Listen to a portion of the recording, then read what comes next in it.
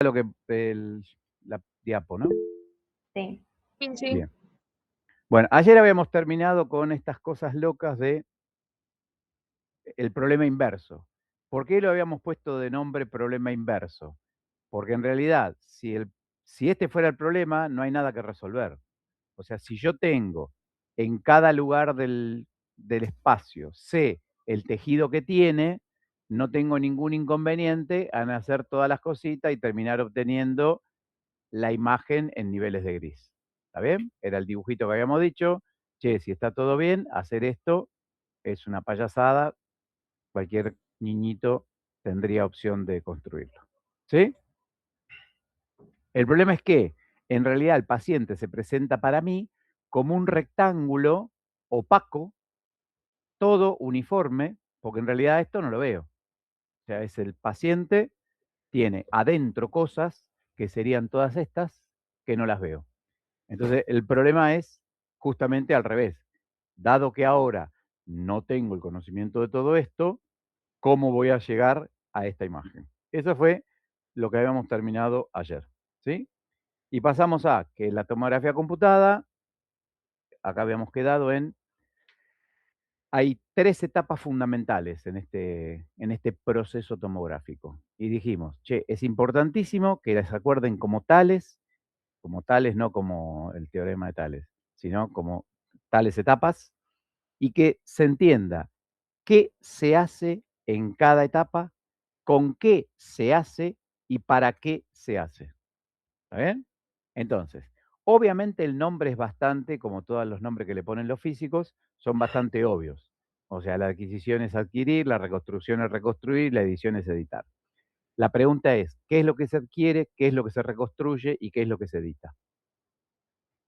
Cosas que suelen hacer macanas cuando hablan. La imagen es solamente lo que se va a obtener cuando se hace la edición. En cualquier otro momento de cualquiera de estas etapas, no hay imagen. ¿Estamos de acuerdo con eso? No hay imagen. La imagen es lo que veo, y lo que veo es la matriz de píxeles con niveles de gris. ¿Preguntas de esto? ¿Está clarísimo? Porque Pues sí. algunos van a empezar, sí, porque yo voy a hacer la adquisición y entonces cuando irradio, después tengo la imagen y la imagen no. Imagen acá no hay. Habrá datos, proyecciones, pueden decir montones de cosas. Imagen solamente cuando está editada, en ningún otro momento. ¿Sí? Entonces, acá tienen rápidamente un dibujito de qué es el esquemita de las etapas. Entonces digo, hay una adquisición, hay una reconstrucción y hay una edición. ¿De qué se trata la adquisición? Si yo lo hago como una secuencia, digo, voy a irradiar al paciente, se va a detectar la radiación. Esto que se detecta acá, obviamente, es la radiación que atravesó al paciente, y esa radiación que atravesó al paciente es la diferencia entre lo que irradié y lo que se absorbió, atenuó, dispersó. O sea, en el paciente se van a producir fundamentalmente 2 fenómenos de interacción de la radiación con la materia. ¿Que cuáles son?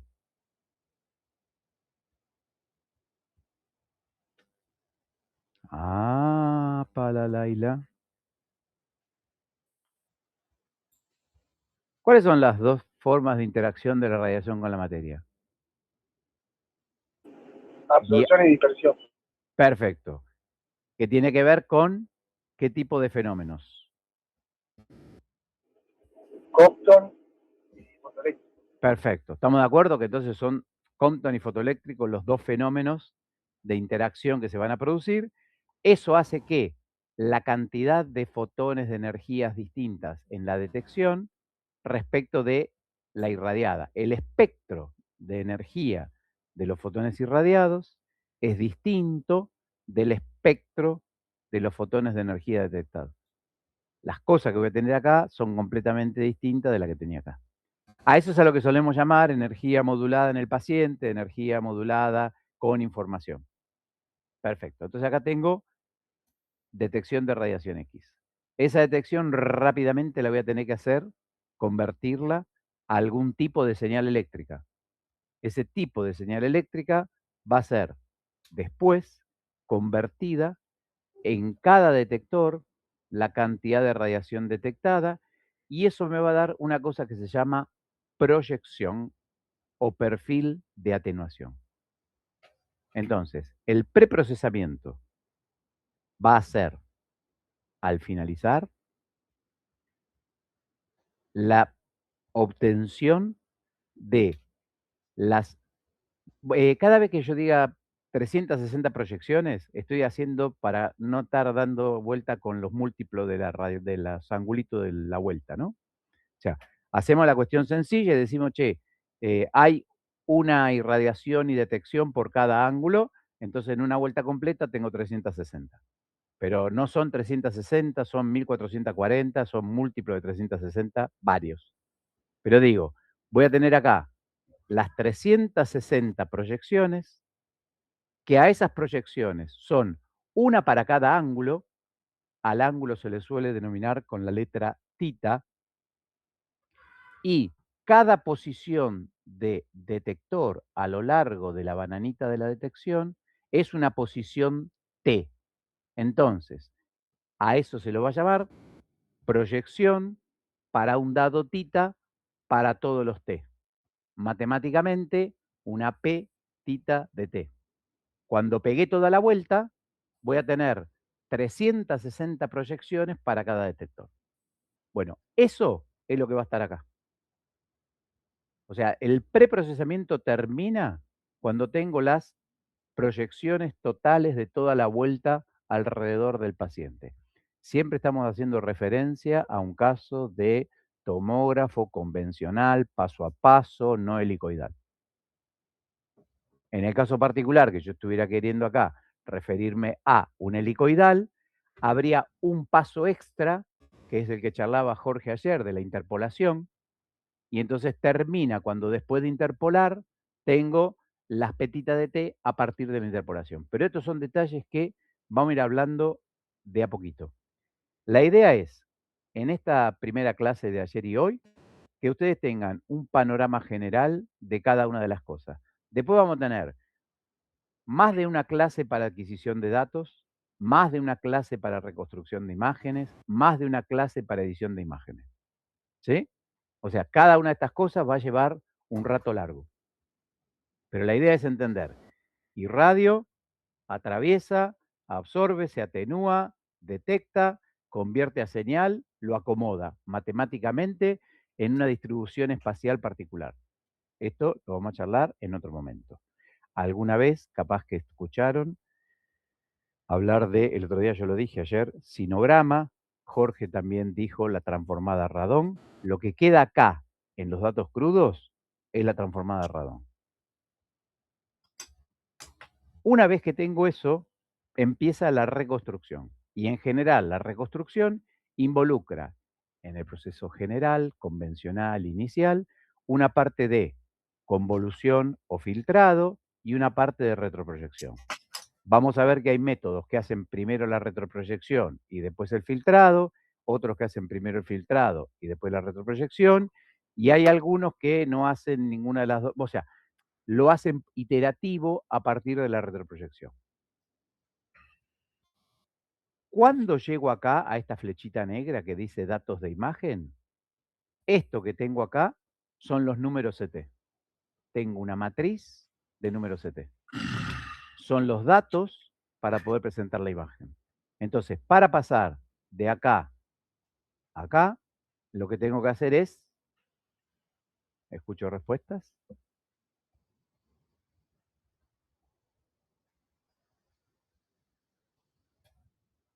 Fíjense lo que dice acá.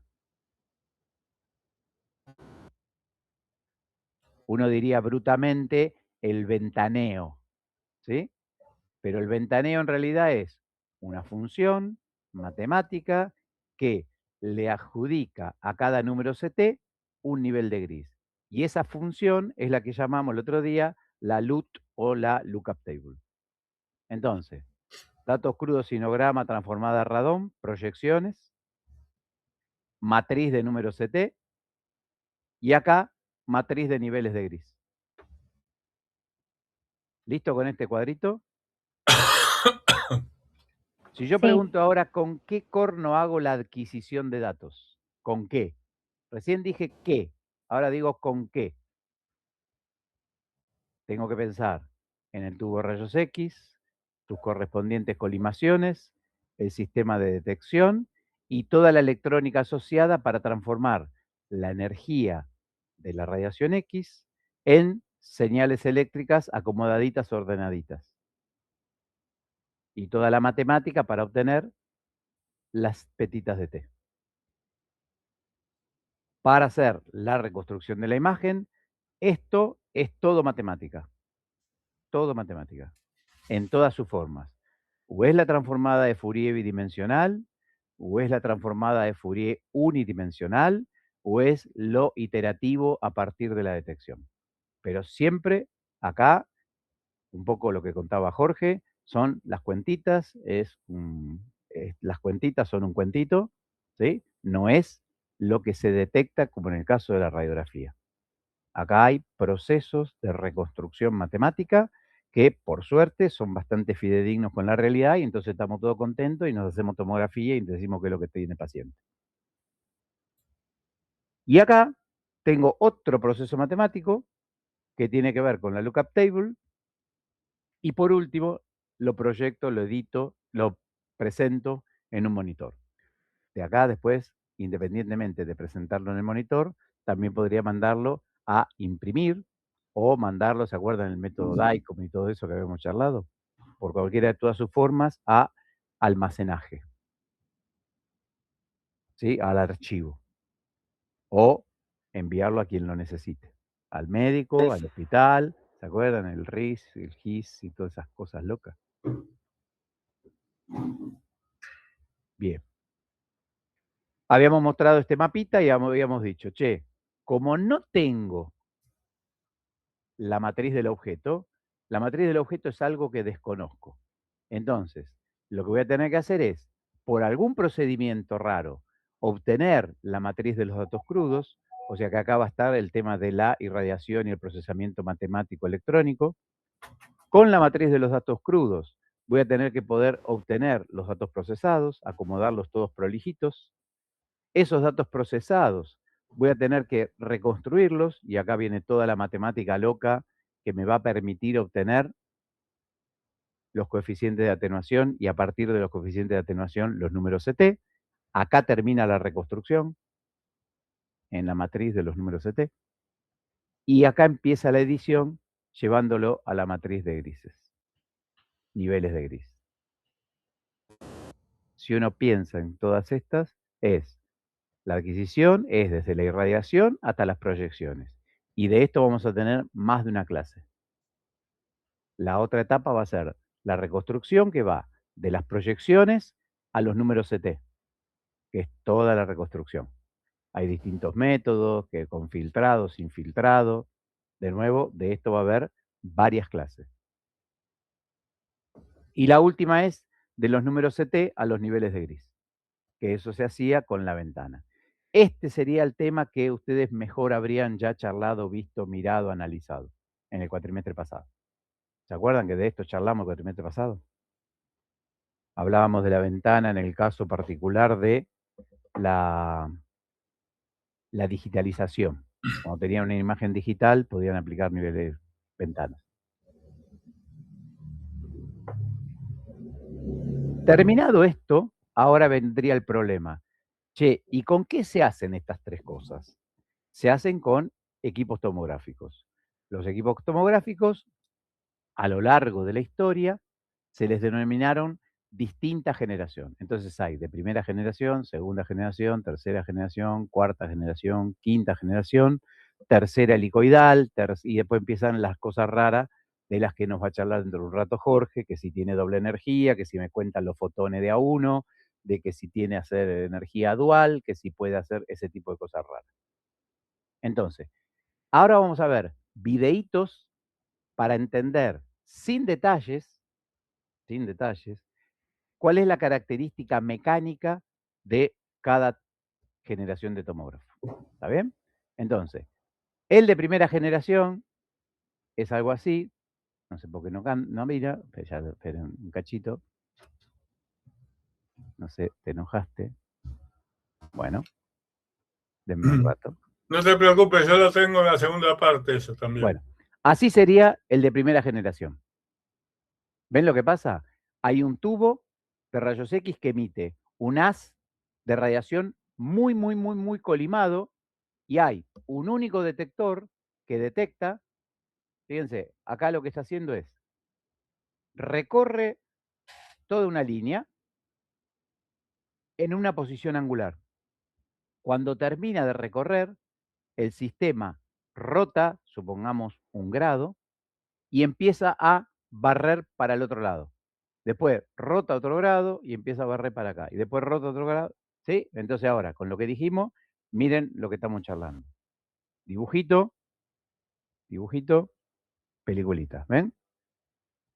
Entonces, el de primera generación tiene la combinación en el sistema de irradiación y adquisición y detección, 2 movimientos. Uno de traslación y uno de rotación. Cada posición que ocupa el detector es una posición a lo largo de un eje que se denomina T, eje T. Entonces, por eso va a ser para cada, a ver, vamos a empezar acá. Imagínense ahí, ¿no? Esto uno podría decir que esto es para un ángulo de rotación, supongamos 30 grados, o sea, tita es 30 grados, esto sería T1. Y si sigue andando, T2, T3, T4, T5, ¿así? ¿Está bien? Entonces, cuantas más posiciones en el eje T tenga, más finitas van a ser las trayectorias a través del objeto. Preguntas sobre el de primera generación. Después de esto, vamos a charlar todas las cuentitas matemáticas relacionadas al respecto. Si uno se fija, lo que está pasando acá es la radiación emitida por el tubo rayos X, pero será de Dios. La radiación emitida por el tubo rayos X atraviesa al paciente, entonces, a medida que lo va atravesando, se va atenuando, porque la radiación interactúa. Entonces, acá tengo lo que uno llamaría I0, la intensidad de radiación inicial, y a medida que va pasando por acá, va siendo cada vez menos por acá. Entonces, uno podría pensar que se atenúa en cada pedacito a lo largo del paciente, y entonces lo que obtengo de acá es como un rayo atenuado por la suma de las atenuaciones. Repito, lo que tengo acá es un rayo atenuado por la suma de las atenuaciones. La capacidad poética de los físicos llamó al rayo que suma las atenuaciones rayo suma. Entonces, ¿qué es el rayo suma? Es lo que tengo acá. Es la información de la atenuación acumulada a lo largo de un camino. Vamos ahora a segunda generación.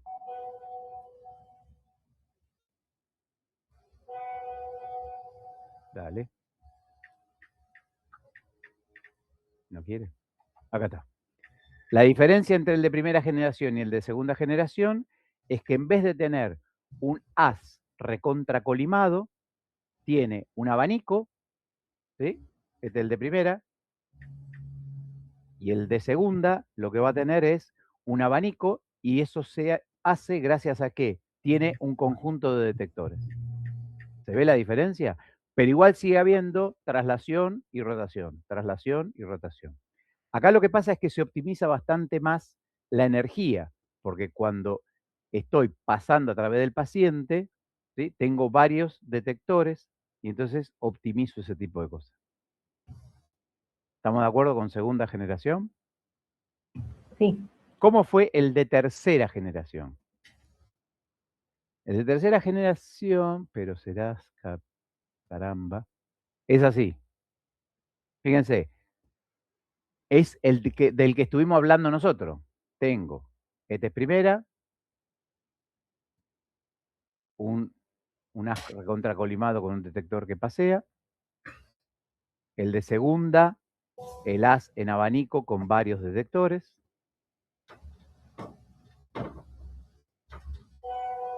Y el de tercera ya es bastante más sofisticado, pero será de Dios, ¿por qué pasás lo que se te ocurre?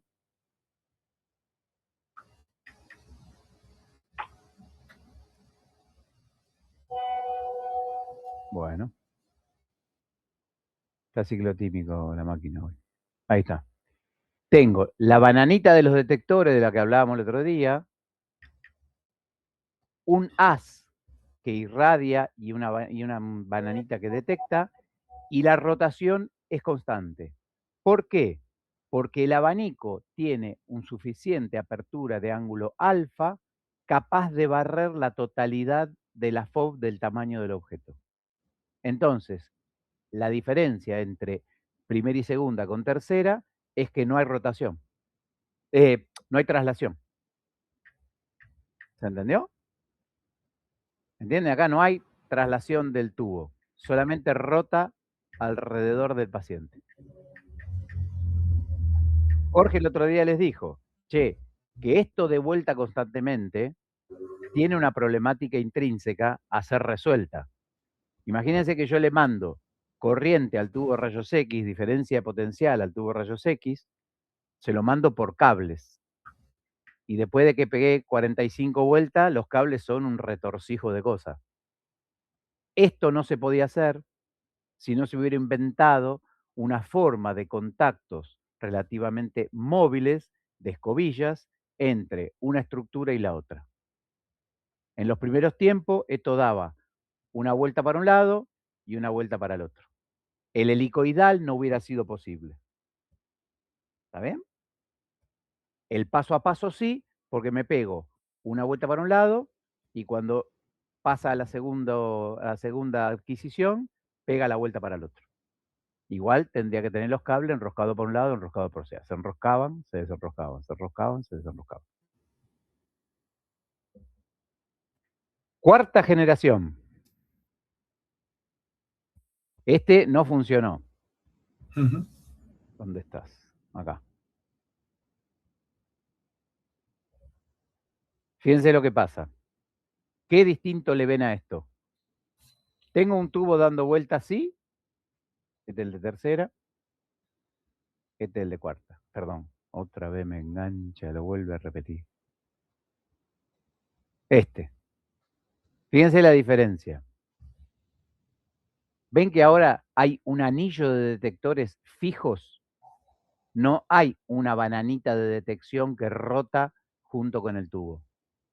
Acá hay un tubo que rota alrededor del paciente y un sistema de anillos que rodea a la totalidad y tiene el movimiento de rotación y la detección se hace en los anillos fijos. ¿Está? ¿El FOB es más grande también? No. El FOB no es más grande. Lo que es más grande en todo caso es la distancia entre el tubo y el sistema de detección. Yo lo que creo que esta no funcionó porque es muy cara. Porque tenés que poner para un grado 365 detectores, 360 detectores. Y en esa época los detectores eran de xenón. Ahora no lo son, ahora son de estado sólido y eran carísimos. Entonces, una vez que empezaron con tercera y la banana de detectores, siguieron con eso. Y hubo una quinta que tampoco funcionó mucho, más loca. Una de plasma. ¿Eh? Una de plasma. Ah, no, yo decía la de irradiación de electrones. Ah, sí. Esta era más loca, pero para poder explicarla hay que detenerla varias veces. Fíjense, esperen que venga la otra. Esto, ay Dios. Igual no funcionó, así que. Esta. Fíjense, acá lo que voy a tener es, alrededor del paciente, ¿ven estas chapitas que están acá?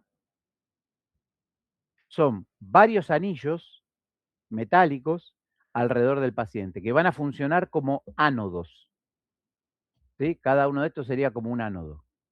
Y acá lo que tengo es una emisión de electrones y con esta bobina hago que los electrones vayan pegando en distintos lugares de estos ánodos circulares alrededor del paciente. Cuando veamos la otra imagen, ahí está. Esto que está acá sería uno de los ánodos y el otro que está acá habría varias. Entonces, lo que se hace es que los electrones vayan, perdón, sí, bien dije, los electrones peguen acá y se genera este haz. Y acá tengo los detectores. Cuando el haz de electrones va recorriendo el anillo de metal, cada punto se constituye en un ánodo. O sea, ahora tengo el ánodo, está acá. Esta sería una mancha focal en esta parte y genera este haz. Y esto lo detecta. ¿Está bien? Dibujito. O sea, tenés un tubo de rayos distribuido. Exactamente. El ánodo está rodea la mitad del paciente. ¿Se entiende lo que hace? O sea, los electrones van haciendo así. Van pegando, a ver si lo puedo parar ahí. O sea, los electrones van pegando acá, acá, acá, acá, así. O sea, con la bobina yo hago que los electrones peguen acá, después acá, después acá, después acá, después acá, después acá, después acá. Entonces, en la medida que voy mandando el haz de electrones a cada uno de estos puntos, cada uno de esos puntos se constituye en mancha focal. Y esa mancha focal emite radiación. Y esa radiación va a tener una situación angular que va a ser detectada por esta otra mitad de circunferencia en la que están los detectores. Entonces, los electrones hacían riquiti, riquiti, riquiti, riquiti. Y el angulito el abanico también, pegaba vuelta, pegaba vuelta. O sea, tiene la ventaja de que mecánicamente no tenés que hacer tanto despelote con hacer girar el ánodo, el tubo. Claro, era mucho más fácil orientar el haz de electrones en el espacio que hacer girar el sistema de tubo con los detectores. Pero igual un despelote de guita. Bueno, estas serían las 5 generaciones relacionadas con lo que estábamos charlando antes. ¿Dónde estás? Acá, acá. Acá tenemos otro dibujito. A ver, ¿dónde estaba? ¿Tenía un dibujito yo acá? No, no tengo un dibujito. Bueno, cuando veamos en detalle, vamos a ver un poquito más esto. Pero acá. El paso siguiente fue pasar de tercera generación paso a paso, convencional, step, a helicoidal. Si uno piensa, en este caso, la camilla pasaba a través del agujerito del gantry, se paraba en una determinada posición, el tubo y el sistema de adquisición pegaba una vuelta alrededor del paciente, irradiando en cada posición angular, obteniendo en cada posición angular una... ¿Qué obtengo en cada posición angular? En el proceso de adquisición.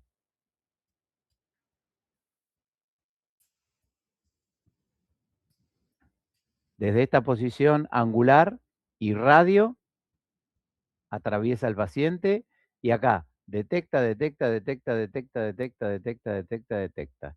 Cada posición del detector es una posición en el eje T y cada posición angular es una posición angular tita. Entonces, la detección que se genera acá, procesada electrónica y matemáticamente, me da por resultado una proyección para un ángulo tita para todas las posiciones T de todos los detectores. A eso es a lo que generalmente uno le dice P tita de T. Entonces, para poder obtener todas las proyecciones de un determinado plano, la posición de la camilla es fija, el sistema de irradiación detección gira alrededor del paciente y una vez que completa la vuelta, se mueve la camilla y avanza un cachitito, pega otra vuelta, avanza un cachitito, pega otra vuelta. Obviamente la capacidad poética ha llamado a eso paso a paso. La diferencia con la helicoidal es que, en este caso, la camilla tiene un movimiento continuo, es decir, o entrando o saliendo por el agujerito del gantry, pero es en forma constante. Entonces, la combinación de los dos movimientos, el movimiento de rotación del tubo sistema de adquisición con la traslación de la camilla, es lo que genera lo que dijimos el otro día, un helicoide alrededor del paciente. De ahí surge lo que les comentaba Jorge, el concepto de pitch, que el concepto de pitch es una relación entre cuánto avanza la camilla en cuántas rotaciones y el espesor de corte que se genera. Si el pitch es 1, es porque las vueltitas de radiación me quedan así, justito donde termina una empieza la otra. Si el pitch es más que 1, me quedan más separadas las vueltitas. Si es menos que 1, me quedan solapadas. De esto también vamos a charlar un rato largo. ¿Sigo? ¿Vamos bien? Giorgio, ¿algo para comentar acá? No, bien, bien, bien. Igual en la segunda parte esto se repite. Sí, sí. Fíjense, ahí tienen una combinación de movimientos que intenta alcahuetearles lo que estuvimos charlando recién. Está bueno eso. Fíjense que yo hice, o sea, ¿cómo se llaman estas cosas? A este GIF le agregué este paralelepípedo en perspectiva isométrica caballera. ¡Ja! Tomá. De tal manera que la posición del tubo de rayos X y el sistema de detectores gira siempre en el mismo plano, que es el plano del gantry. ¿Está bien? Pero como la camilla se pianta, sobre el paciente me termina quedando un helicoide. Che, Y otra ¿ustedes cosa, me ven a mí me ven a mí ahora, por ejemplo? Sí, sí. Sí, te vemos. Bueno, entonces esperen que ahí va el coso chino. el coso que chino. ¿Te acordás? Ah, Lo llevo después. Ahí está el helicoide. ¿Lo ven? Sí. Bueno, el pitch varía si yo lo hago más chiquito o lo puedo hacer más grande, ¿ven? Lo separo. Después lo llevo el jueves y lo jugamos un rato. claro, el otro día, hace un rato estábamos hablando con Jorge, antes de la clase, y decíamos, como todo esto tiene que ver con entender cuestiones tridimensionales llevadas a el plano, en general es como que necesitamos estar cara a cara y mostrarles y hacer ademanes y gestos y decir, che, esto da vuelta así, esto da vuelta para allá, Claro. que acá se pierde mucho. Cosas además interesantes de esto que estamos viendo acá, y esto es fundamental porque, ¿qué dijimos que era inevitable en el caso de la tomografía helicoidal o del tomógrafo helicoidal? La pérdida de información. Bien, ¿y que cómo se compensaba? Interacción. ¿Se acuerdan con la interpolación de una cosa con la otra? Cuando estemos hablando de la interpolación, es más fácil representar la sombra del helicoide en el piso o en la pared. Y la sombra del helicoide en el piso y en la pared son dos senoides. Entonces, para ustedes, van a decir, ¿por qué dibujan una senoide si es una helicoidal? Es porque lo que estamos haciendo es proyectar la helicoide en uno de los planos. Entonces, si yo miro en el espacio, es un helicoide, pero si miro en los planos de proyección, son senoidales. ¿Dudas de esto? ¿Todos entendemos de qué estamos hablando cuando decimos las proyecciones?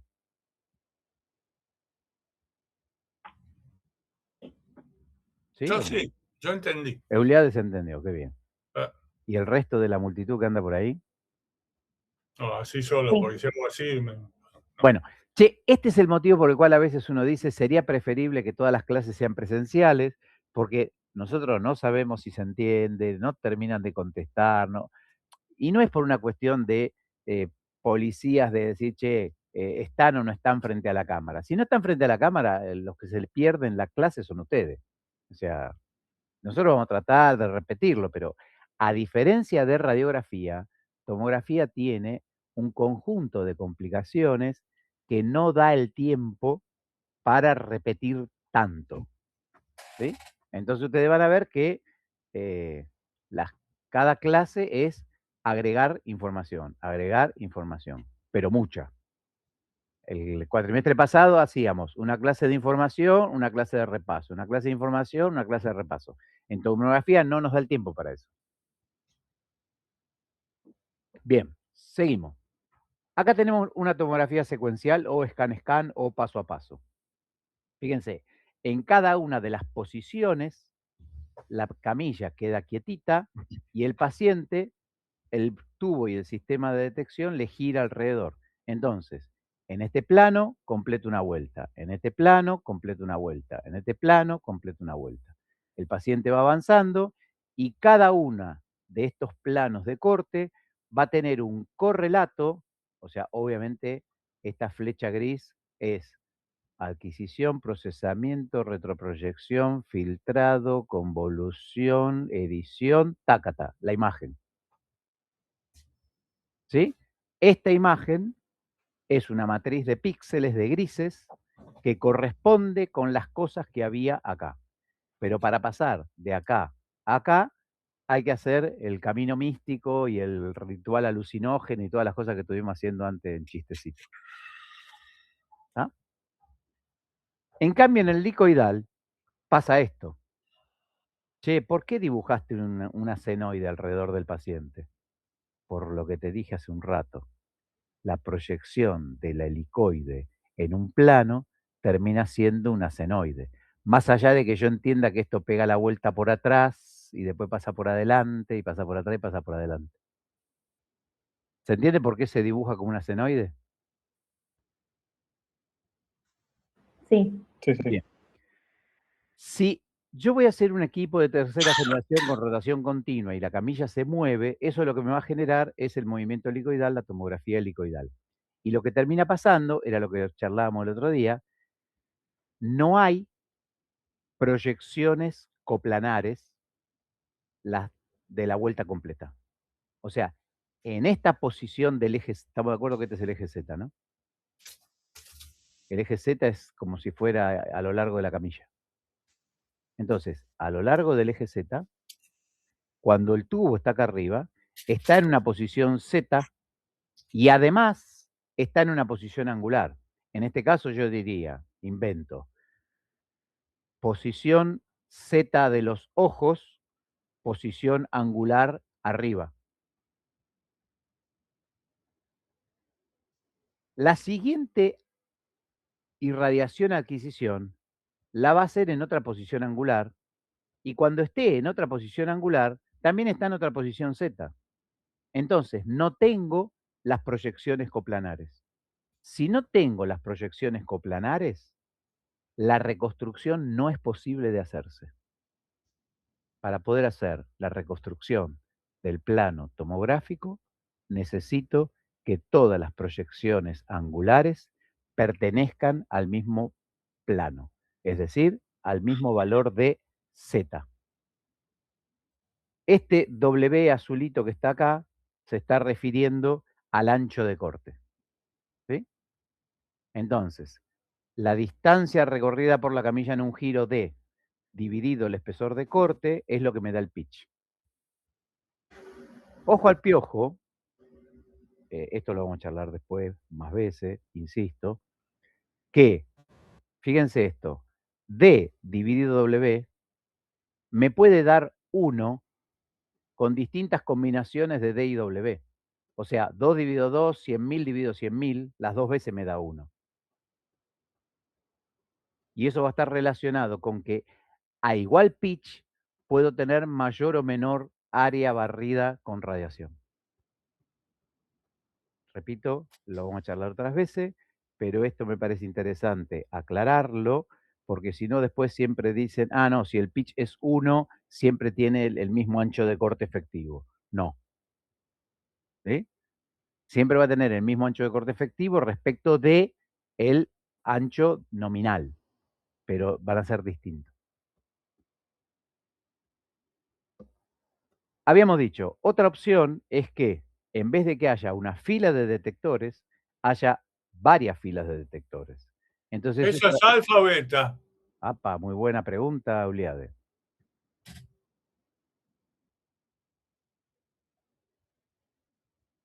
¿Se acuerdan que ayer estuvimos hablando de 2 aperturas angulares?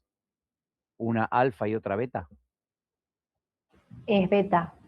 Esa es beta. ¿Todos de acuerdo en que es beta? Sí. Sí, ¿no? Che, fíjense, en este caso, yo tengo un ángulo beta chiquitito y acá tengo un ángulo beta más grande. Pero, si mis detectores son más finitos, es como que puedo lograr tener un corte efectivo más chiquitito acá que acá. Y vos me decís, no, pero si acá tengo uno solo, sí, no importa.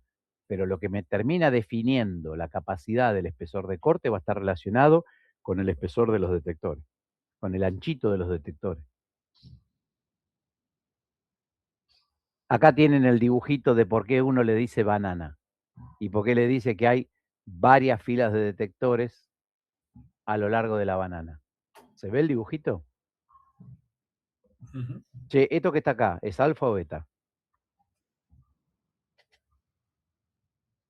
Y lo podés escribir eso. Podés ponerle ahí. Vaya. Espera. Tengo que salir un cacho.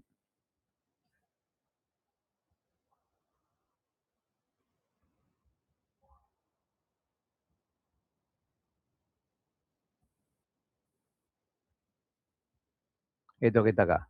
Ah, ya.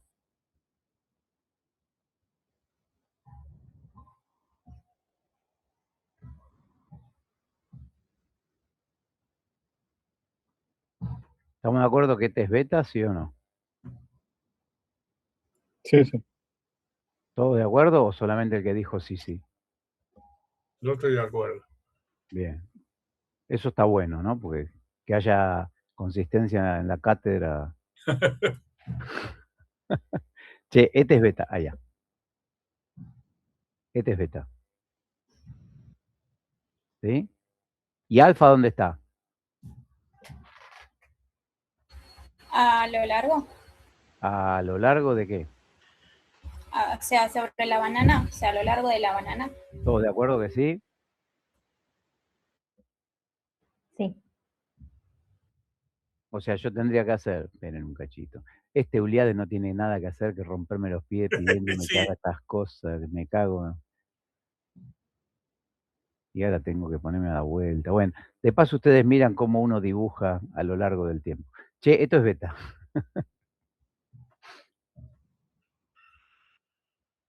Y esto que está acá en perspectiva torcida, que lo Y tendría que eso es hacer. difícil de hacer. Pero bueno, toma, a ver. Mirá, toma, ahí tenés. Nada más que para llevarte la contra.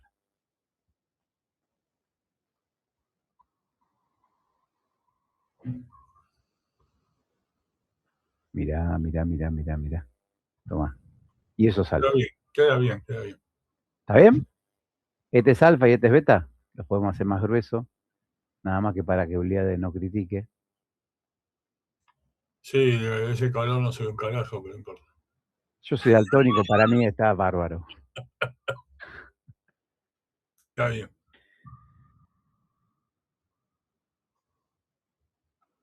Ese es beta, ¿sí? Y este es alfa. ¿Está bien alfa y beta ahí? Sí. Bueno, fíjense, acá tengo el eje Z que atravesaría así. Acá tengo los colimadores que van a estar condicionando el ancho de corte y faltaría dibujar los colimadores después del paciente que estarían sobre los colimadores.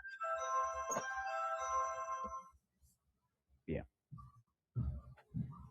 Entonces, corte a corte, uno podría pensar que hago un corte acá, el que sigue, el que sigue. Esto es con una fila de detectores. Estos son dibujitos para entender de qué estamos hablando. Esto es, si hago el mismo ancho de corte nominal, pero con 4 filas de detectores. ¿Ven cómo aprovecho y tengo más cortes? Eso es porque tengo mayor cantidad de filas de detectores. En el helicoidal, así me quedaría una con un pitch un poquitito más grande que 1 y con pitch igual 1 en la cabeza. Fíjense, este pitch igual 1 es más finito que este pitch mayor que 1. Pero yo podría haber hecho un pitch igual a 1 así. Esperen. Ay, Euliades, me cacho en ti. ¿Por qué? Eso lo inventaste vos. Sí, pero yo sé que vos después me vas a criticar. Ah, Si yo hubiera hecho así, ¿se entiende que eso también es pitch 1? claro. Sin embargo, más ancho. Entonces el ancho de corte no es siempre igual, aunque tenga pitch igual 1. Sí, pero la diferencia es que en pitch 1 vos no perdés superficie explorada, mientras que en pitch mayor que 1 sí te quedan huecos. ¿Está bien lo que estamos hablando? Y además, interpolar entre dos cosas más lejanas es más mentiroso. Claro. Entonces, acá estaríamos terminando de charlar. ¿Qué es lo que pasa con corte a corte de una fila de detectores, varias filas de detectores corte a corte? Acá, helicoidal con una fila de detectores, helicoidal con varias filas de detectores. Pitch mayor que 1, pitch igual a 1. Fíjense que intencionalmente uno está pensando acá, en el cráneo, utilizar un pitch igual a 1 y los cortecitos como que son efectivos más chiquititos, ¿no? Porque intencionalmente voy a tener necesidad de ver acá cositas. Eso Pero depende de la estructura que querés ver. eso va a pasar también si quiero encontrar algo muy chiquitito. En el tórax también voy a hacer más Es lo chiquitito. que decíamos ayer, lo del hígado. Eso. Cuando querés ver metástasis en el hígado, tenés que agarrar chiquitito. Bien. Entonces, para charlar un cachitito de lo que pasa desde la adquisición, voy a pensar en el objeto. El paciente se me presenta así, ¿no? Yo no le veo lo que tiene adentro. Me lo puedo imaginar como un conjunto de voxeles. De ese conjunto de voxeles puedo elegir un plano. Y acá dice plano entre comillas, porque en realidad ven que esto tiene un relativo espesor. Si tiene un relativo espesor, no es un plano. Entonces, a esto que se lo denomina plano tomográfico, va a tener un correlato con el conjunto de píxeles. O sea, la información de este primer voxel de acá arriba, que está acá, en todo caso, al fondo, como está acá, supongamos que esta es la cabeza del paciente y estos son los pies. Pregunta malintencionada a propósito. Lo aviso para que no se tiren a la pileta a contestar. Che, la información de este voxel, ¿dónde está acá? La punta esta.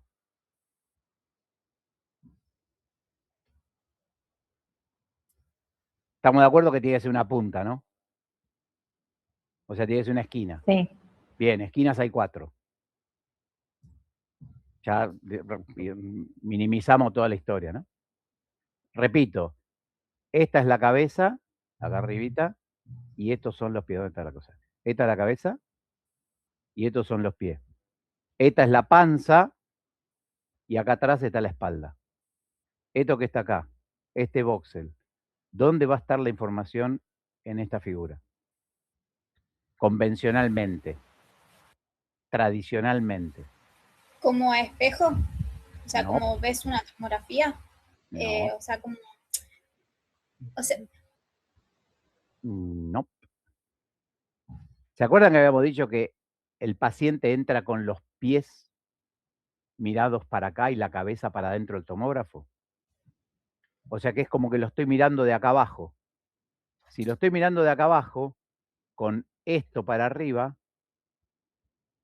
esto va a estar arriba, todos estos, ¿dónde están? ¿Acá o acá?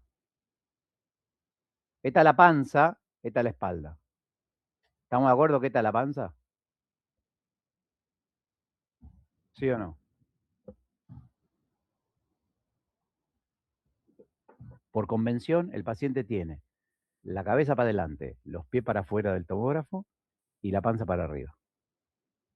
Entonces, toda esta hilera de voxeles es esta hilera de píxeles.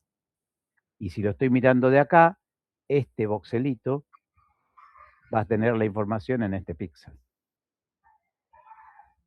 Ahora voy a hacer una pregunta.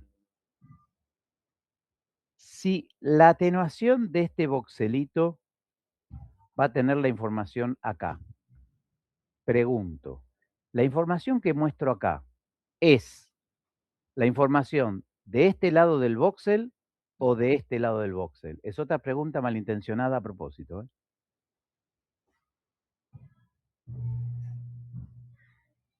Este es el voxel. ¿Estamos de acuerdo que es un voxelito? Sí. Entonces pregunto, ¿y de este voxel le corresponde este píxel? ¿O este píxel le corresponde a este voxel? Es una relación biunívoca. Entonces pregunto, la atenuación correspondiente a los números CT y el nivel de gris que está acá, ¿sí? Está relacionada con el coeficiente de atenuación de esta parte del voxel o de esta parte del voxel, de la parte de abajo o de la parte de arriba. Aviso, aclaro, de nuevo, la pregunta está mal hecha intencionalmente.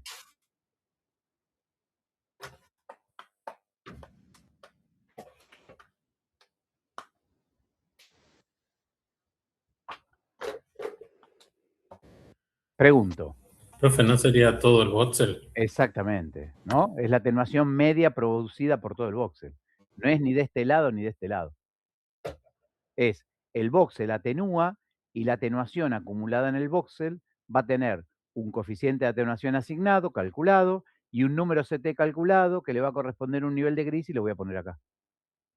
El nivel de gris, ubicado acá, tiene por debajo un número CT calculado, tiene por debajo un coeficiente de atenuación calculado, y ese coeficiente de atenuación calculado es el coeficiente de atenuación media producido en este voxel. No hay adelante y atrás.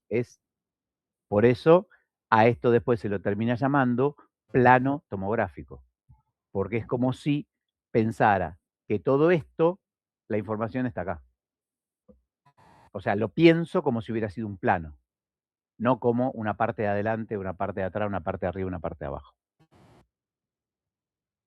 Bien. Según nos contaron, la ley de atenuación era algo así.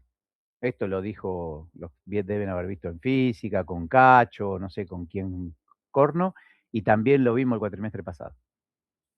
A esto lo llamábamos intensidad generada en el tubo. Esto es de un cierto material y tiene un cierto coeficiente de atenuación para cada energía. ¿Se acuerdan que los mu eran una función de la energía? Y esto tiene un cierto ancho, una cierta distancia desde la cara de acá hasta la cara de acá. Y por lo que nos contaron, la atenuación se produce como esta expresión que estaba acá. O sea, la I que sale de acá es la que entró multiplicado por la exponencial que tiene a mu y a d. O si quieren, mu x. Y es igual a I0 por E a la menos mu x. Si en vez de tener un único espesorcito, tengo varios, y cada uno de ellos es un material distinto, elijamos por un ratito que este haz es monocromático. Si este haz es monocromático, hay un único mu para cada una de las energías que está acá. Pero si este material es distinto de este, tiene otro mu. Y si este es distinto, tiene otro. Entonces yo podría decir, che, el mu1, el mu2, mu3, mu4 se me terminan acá. Entonces la intensidad de salida es la sumatoria de todas las atenuaciones. Es como esto provocado en cada pedacito. ¿Estamos bien con esto? Sí. Bien. Ahora, en realidad, si yo lo pienso como una estructura única, no hay un factor de discontinuidad de discretización. Por lo tanto, no tendría que ser una sumatoria, tendría que ser una integral. Esto en el mejor de los casos, en lo cual el material es homogéneo y la radiación es monocromática. Si no, esto es un escándalo de varios coeficientes de atenuación, de varias cosas dando vueltas distintas. ¿Se entendió esto? Entonces, al paciente lo puedo pensar como que esta rodaja de cerebro tiene un conjunto de voxeles. Entonces, cuando la radiación lo atraviese, voy a hacer, después de la adquisición, reconstrucción, edición, una matriz con niveles de gris. Y cada cuadradito, cada cubito de la cabeza del paciente de esta rodaja tiene un correlato con un cuadradito de esta imagen, cada voxel con un píxel. Otros ejemplitos. Supongamos que tengo una estructura homogénea, un paralelepípedo, y que estoy rodeando de acá para allá con una energía monocromática y un haz de rayos paralelos. Entonces, irradio con I0 y la detección en cada detector, cada uno de estos cachitos es un detector, ¿no? O sea, detector 1, 2, 3, 4, 5, 6, 7, 8, 9, 10. Hay 10 detectores. Esto es T1, T2, T3, T4, T5, T6, T7, T8, T9, T10. Por eso este eje se llama T. Entonces me dice, lo que detectó el detector 1, lo voy a escribir en la posición 1. Lo que detectó el 2 en la 2, el 3 en la 3 y así por el estilo. Si yo me fijo en este primer rayo que le pasa justo por el costadito al paralelepípedo, si acá tengo I0 y no le pegué al paralelepípedo, este detector, ¿cuánto tiene que detectar? I0. O sea que esto es I0.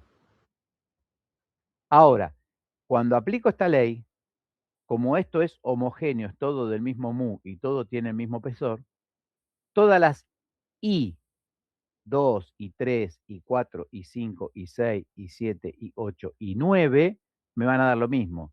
Y el I10 vuelve a pasar por el costadito, o sea que me vuelve a dar I0.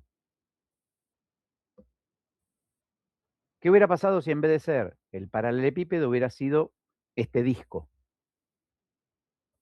Los dos primeros rayos pasan, no le pegan a nada, entonces los dos primeros dos detectores me dicen, che, yo detecto I0. El último pasa, no le pega nada, el último detector me dice, yo también detecto I0. Pero como esta X es la distancia atravesada por el rayo, cuanto más larga sea la trayectoria, más atenuación se produce.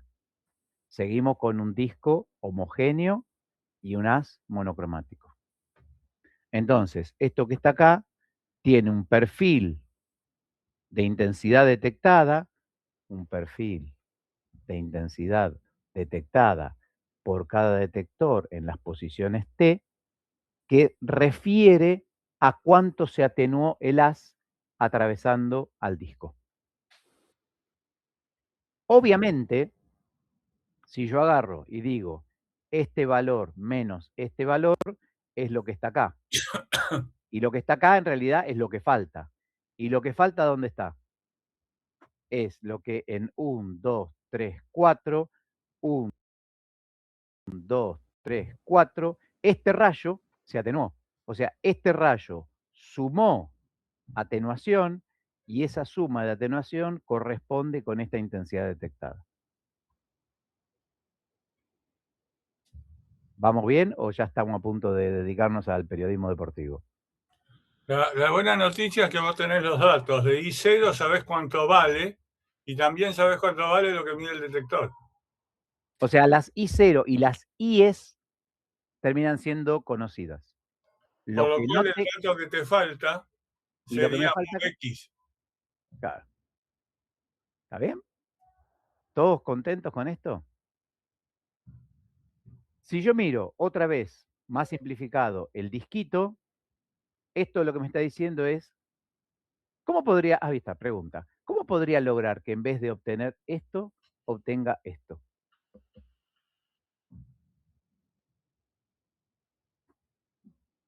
Acá lo que dice es, representación de la detección de rayos X asociadas a cantidad de rayos suma. En este caso tengo 6 rayos suma y en este caso tengo muchos más, no sé, 3, 6, 9, 12. ¿Cómo hago para tener 12 rayos suma? Tecnológicamente hablando.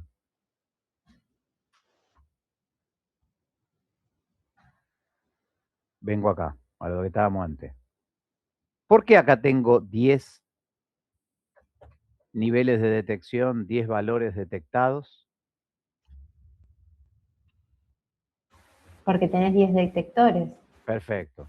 Y fíjense que el ancho asignado a lo largo del eje T, de alguna manera coincide con el ancho del detector. Es como decirme, che, desde acá hasta acá, yo detecté esto.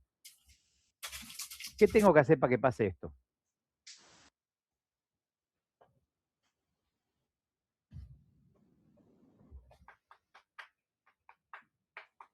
Más detectores. Lo que me acabas de decir es parte de la respuesta, pero no es cierta. Completamente. Falta un detalle. ¿Quién contestó recién que no vi la variación de Yo, acá. Victoria? Mira, Victoria. Suponete, acá hay 10 detectores. Si yo hubiera puesto otros 10 detectores acá, pongo otros 10 detectores acá. ¿Logro esto?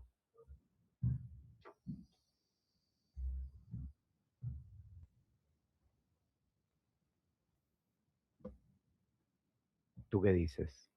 Che, la pregunta va para todos, ¿eh? Victoria porque se arriesga a charlar, pero... Vuelvo al dibujito. Pongo 10 detectores acá, a continuación de esto. 10 detectores que detectan y pongo 10 rayos suma más. Entonces ahora tengo 20 rayos suma. ¿Cómo hubiera quedado esto? Igual. Igual no. Acá hubiera tenido otros 10 de alto total, de alto y cero. Bueno, sí, pero está bien. ¿Está bien? No me queda igual, igual. Me queda esta parte igual y los 10 que agregué acá. Eso que digo que quedó acá no se parece a lo que quedó acá. Entonces, Hay que poner detectores más chicos y más cantidad. efectivamente, doña Cintia. ¿Sí? Yo acá tengo 6 detectores de ancho 2 y acá tengo 12 detectores de ancho 1. Entonces, fíjense que el perfil obtenido es más coincidente con las características del objeto irradiado. Y fíjense que acá dejo la cantidad de detectores, todos apiñotados chiquititos, pero ahora tengo un objeto más sofisticado, que era con el que estuvimos charlando ayer. Es el cilindro con el otro cilindro adentro y el paralelepípedo adentro. Entonces, cuando irradio de acá para allá, esto me queda que se me acumulan las atenuaciones de las distintas cosas que produjo esto. O sea, esta intensidad detectada acá es menor porque ahora tengo lo que me atenuaba el cilindro convencional, pero le tengo que agregar lo que atenuó el paralelepípedo, el ancho del paralelepípedo. Y acá es más sofisticado porque me varían las longitudes a lo largo de este círculo y también me varían las longitudes a lo largo de este círculo. Y también varían los mu. Efectivamente. ¿Vamos? Entonces, para medir la radiación que atravesó el objeto, era esto lo que habíamos dicho. Y habíamos dicho que pasaba esto. Entonces, la radiación absorbida y dispersa por interacción con el objeto termina siendo la que le tiré menos la que detecté. Por eso hace un rato Jorge les dijo, che, yo tengo I0 conocida, tengo I detectada, conocida, y esta es calculada. En definitiva, termina siendo conocida. Matemáticamente conocida, pero conocida. Y si ahora me hago el pillo y despejo el mu de esta expresión, me termina quedando esto. Fíjense, paso el I0 dividiendo, aplico logaritmo miembro a miembro, entonces me queda el logaritmo de I sobre I0 por el logaritmo de esta cosa. El logaritmo de esta cosa es esta cosa por el logaritmo de E. Y el logaritmo de E es 1, o sea que me termina quedando esta cosa. Pero esta cosa tiene un signo negativo. Cuando el signo negativo lo paso para acá, se me invierten las posiciones de numerador y denominador de I sobre I0. Entonces me queda I0 sobre I. Y después, como el X terminan siendo los pedacitos todos del ancho del voxel, es como una constante. Entonces, si la paso para el otro lado, me queda para acá. Entonces, esta cuenta me termina dando ni más ni menos que la sumatoria de los mu. Y si eso es la sumatoria de los mu, eso es el rayo suma. El rayo suma de atenuaciones. ¿Sí? O sea, el equipo lo que hace es medir atenuaciones. O sea, el equipo detecta, o sea, el equipo irradia I0, detecta I y calcula 1 sobre X por el logaritmo de I0 sobre I y me escribe el resultado de esta cuenta. Y el resultado de esa cuenta lo va a escribir así. ¿Ve? Irradié a lo largo de todo el paciente, ¿no? Este sería como si fuera un equipo de primera generación. Acá tengo el tubo y el detector. El tubo corre para allá, el detector corre para allá, irradia, irradia, irradia, irradia en cada posición. Este es el perfil de intensidades, o sea, las IES de las que hablábamos antes. Y cuando hago toda esa cuenta fea de recién, paso de tener un perfil de intensidad a tener un perfil de atenuación. ¿Ven que acá dice el logaritmo de I0 sobre I?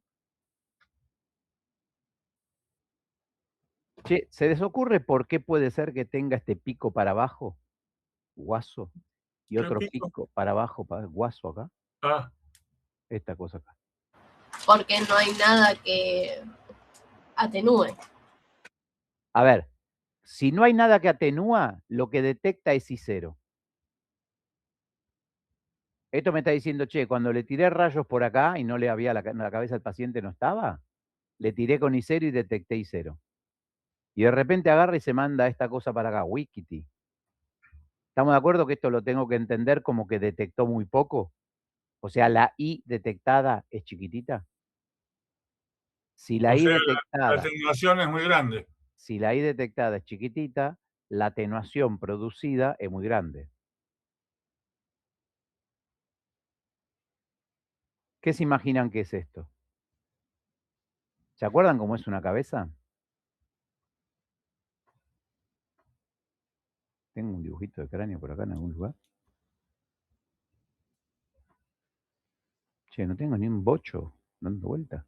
Acá, mira, Ande. yo.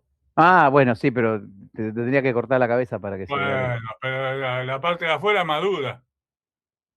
¿Se entiende por qué tengo esos dos picos guasos? ¿Será de Dios? ¿Dónde tengo? Yo La tengo. calota craneana, está claro. ¿Se entiende que son, acá está, se entiende que son los huesos de acá? El rayo que atravesó esta zona, atravesó el largo de este hueso, y el hueso atenúa mucho. Si el hueso atenúa mucho, se detecta poco. Ustedes van a decir, bueno, pero acá también hay hueso. Claro, pero es este cachitito y este cachitito, no es todo esto. Y después cachitito, cachitito, cachitito, cachitito, cachitito, y después viene otra vez esta guarangada. Eso es lo que estuvimos viendo recién. Es esto que está acá.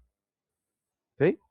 El borde de la cabeza, todo el atravesado de la bocha, el otro borde de la cabeza.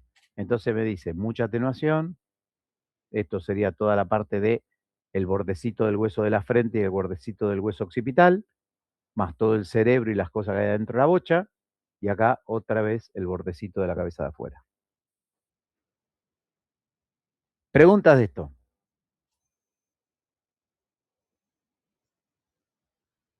Se fueron todos. Bien. Entonces, la tercera etapa es la reconstrucción. Y la reconstrucción consiste en agarrar todas las proyecciones de un determinado plano y obtener los números CT. Y esta es la parte más sofisticada de la tomografía. ¿Sí? Poder obtener, mirando, sacando, obteniendo proyecciones desde el contorno, entender qué corno hay adentro en cada posición XY del paciente. Entonces, para eso va a haber que hacer algunas cuantas cosas. Entre las cuantas esas muchas cosas, hay lo que se denominan métodos de reconstrucción. los vamos a separar en dos grandes grupos. Uno que se llaman iterativos y otros que se llaman analíticos. Los analíticos son hacer cuentitas. Y el resultado que me da es exacto. Exacto dentro de las cuentas que estoy haciendo, ¿no? Y los iterativos, como su nombre lo indica, es a partir de hacer iteraciones. Y las iteraciones son, hago una cuenta y lo comparo con lo que me tendría que dar. Si está parecido, me vuelvo a hacer otro ajuste y cada vez me acerco más, me acerco más, me acerco más. Por ejemplo, ¿alguna vez se pesaron en una balanza que tenga las bochitas? Las que corren, las pesitas que corren por el fiel, por la aguja. Sí. Bien. ¿Cómo hago para pesarme? O sea, primero me subo arriba a la balanza. Entonces, cuando me subo arriba a la balanza, si las dos bochitas están en el 0, el piquito se va para arriba seguro. Entonces agarro y digo, bueno, con la bocha grande voy a poner el quilaje que a mí me parece más o menos que tengo. Entonces yo digo, bueno, yo peso más o menos 80. Entonces corro la bocha hasta el 80 y veo que cuando la pongo la bocha en el 80, la cosita baja, pero sigue de la mitad para arriba. ¿Qué harían ustedes? El método iterativo sería, agarro la bochita chiquitita y la llevo al 10. Cuando la llevo al 10, se pega para abajo. Digo, ups, me pasé. Entonces la llevo al 5, sigue abajo. Entonces la llevo al 2,5, sigue para abajo. Entonces la pongo en el 1,75 y ahí queda justito. Entonces yo peso 81,750. Cada vez que hice un proceso, puse la mitad de la mitad, la mitad de la mitad, la mitad de la mitad, hasta que obtuve el valor más acercado. ¿Se entendió lo que es un proceso iterativo? Sí. Bien, Victoria lo entendió. Victoria se lo cuenta a todos los demás en la próxima clase. Entonces, Sí, entendió perfecto. bien, gracias, Sofía. Entonces, eso se produce, se realiza, se calcula, se hace en el dominio espacial. ¿Qué quiere decir? El dominio espacial tiene que ver con aquellas posiciones en las cuales X y se produjeron las atenuaciones. Y tengo que hacerlo resolviendo un sistema de ecuaciones, y ese sistema de ecuaciones me voy a tener que ir aproximando cada vez más. En cambio, los analíticos, hay dos posibilidades. O lo resuelvo en el dominio espacial o lo resuelvo en el dominio de las frecuencias. Y acá ustedes ya se imaginan quién va a venir a aparecer. ¿Quién me permite pasar del dominio espacial al dominio de las frecuencias? Y viceversa. ¿Se acuerdan? La transformada de Fourier. Entonces, si quiero trabajar en el dominio espacial y no irme del dominio espacial, lo que tengo que aplicar es la transformada de Radon, que fue lo que charló Jorge el otro día. A esa transformada de Radon la tengo que convolucionar con una función filtro, que es el filtro rampa, por excelencia como referencia básica, y obtengo mágicamente todos los coeficientes de atenuación de cada uno de los cuadraditos. Y si no quiero hacer eso, agarro las proyecciones que tenía, le aplico la transformada de Fourier, me voy al dominio de la frecuencia y lo resuelvo con la transformada unidimensional o con la transformada bidimensional. Obviamente que después de que hago esto, ¿qué tengo que hacer? O sea, yo agarré cosas que estaban acá, me vine para acá y las resolví. Pero esto me da una respuesta en el dominio de la frecuencia. Y yo lo que quiero saber es dónde el paciente tiene ese coeficiente de atenuación. Entonces tengo que anti-transformar con Fourier y volver al dominio espacial. De nuevo, yo adquirí cosas, ¿se acuerdan de la adquisición? Irradié las petitas de T, todas las cosas. Y resolver matemáticamente acá es bastante complicado. Entonces agarro, me vengo al dominio de las frecuencias con la transformada de Fourier, hago las cuentitas que son más fáciles. ¿Cuál es la cuentita más fácil que digo que estoy haciendo? ¿Por qué digo que la cuentita es más fácil? Fíjense, ¿qué es esto? ¿Se acuerdan del garabatito este que era? Convolución. La operación matemática convolución entre dos funciones. Lo que es una convolución en el dominio espacial es un producto en el dominio de la frecuencia. Entonces me resulta más fácil multiplicar que convolucionar. Entonces, ¿qué hago? Las funciones que están acá, me las traigo para acá, las multiplico y el resultado lo antitransformo. Y es como haberle hecho pito catalán a la convolución. En vez de pasar por esta operación complicada, es vengo, multiplico y vuelvo. Y tengo lo mismo. Con algunas mentiritas entre medio. Pero básicamente, ¿se entendieron cuáles son los métodos para reconstruir?